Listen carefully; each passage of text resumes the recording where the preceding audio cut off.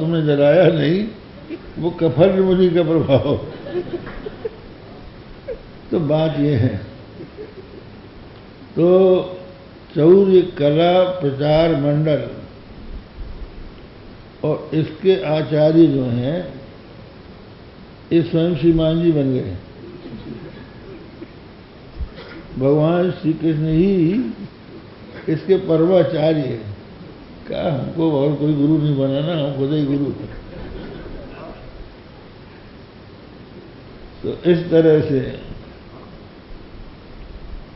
लोगों के अपने घर से निकलकर गोपियों के यहाँ जाकर दूध दही मक्खन की चोरी करने लगे। तो बात क्या थी, क्यों जाते थे, घर में क्या कमी थी? जब माता यशोदा को श्री कृष्ण का लाड़ दुलार करते हुए वो देखती थी गोपियां, तो सूर्य नारायण को अर्घ्य देकर आंचल पसार कर उनसे प्रार्थना करती थी कि हे सूर्य नारायण, यदि हमने जन्म जन्मांतर कल्प कल्पांतर युग युगांतर में कोई सत्कर्म किया हो तो उसके फलस्वरूप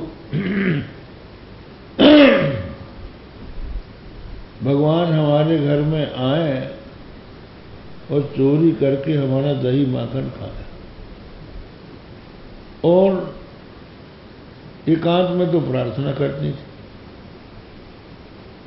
और जब भगवान पहुंच जाए तो डांटती थी कि हमारे घर में क्यों आए, क्या लगा। भगवान की लीला है। एक कथा बीच में हम सुना रहे हैं। एक पंडित जी आए नंद भवन में, ब्राह्मण थे, विद्वान थे। तो यशोदा जी ने कहा, महाराज आप भोजन कीजिए। बोले, हम तुम्हारे हाथ का भोजन नहीं करेंगे, हम स्वयं पाकी हैं, अपने हाथ से भोजन बनाते हैं और अपने ठाकुर जी को भोग लगा के खाते हैं। तो हमारा जैसे कर लो, हम सब सामग्री दे देते हैं।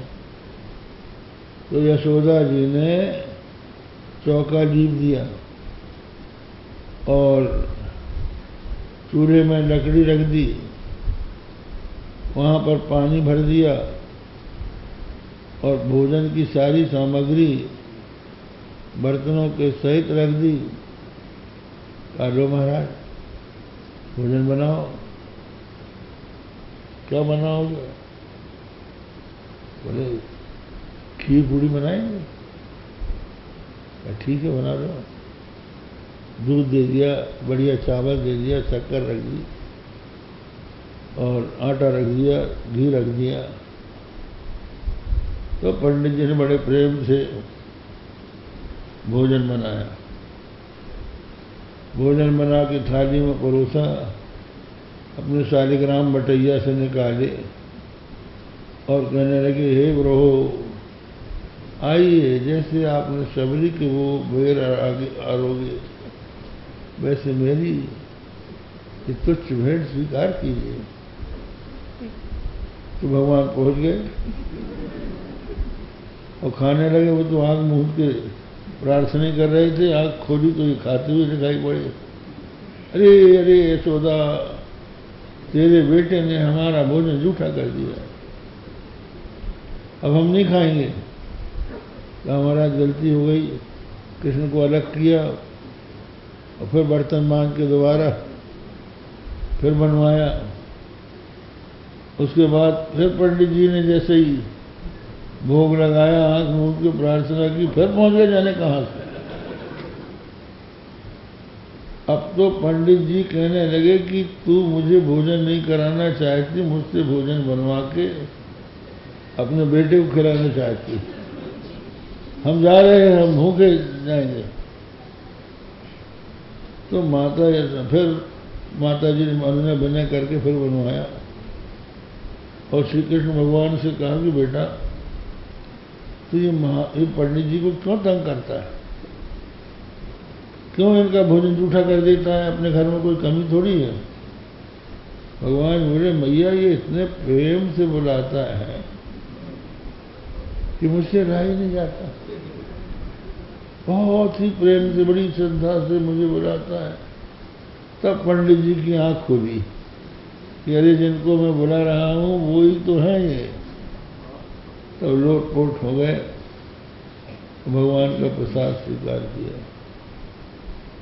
तो पहले ऐसे होता है, न समझी में डांट देते हैं। एक बार किसी गोपी के यहाँ पहुंचे तो वहाँ मक्खन की मटकी रखी थी, उसको उठाया और अपने बैठ गए, बीच में मटकी रख के मक्खन निकाल निकाल के खा रहे थे। ग्वाल भी खड़े थे।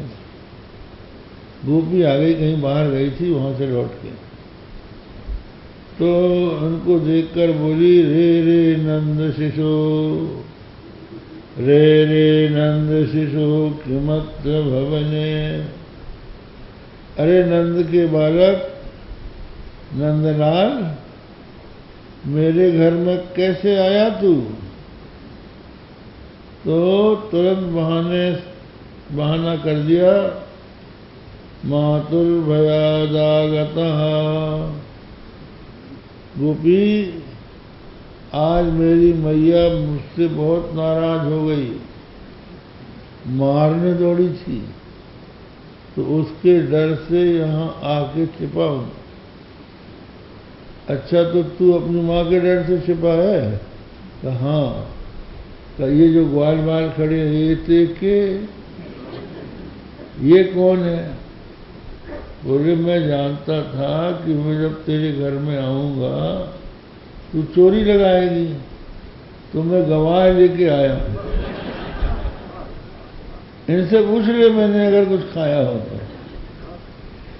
मम साक्षिणो वद सके किं गूहितम जंगयो।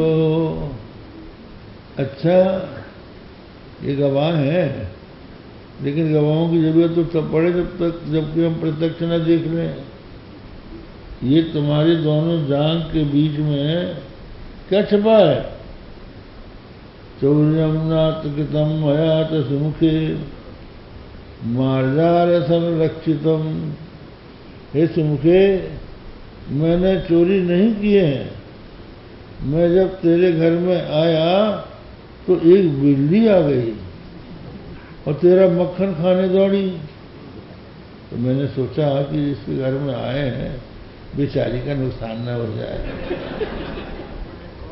तो हमने यहाँ रखा, उसको खूब हटाया, हटी नहीं, तो यहाँ अपने दोनों हाथ में, दोनों पैरों के बीच में छिपा के बिल्ली से बचा रहा हूँ। अच्छा लेकिन ये तो बताओ तुम्हारे मुंह में जो नवनीत लगा है, मक्खन लगा है, ये कैसे लगा है? लग्नम किम नवनीत मत बदने। अपने आप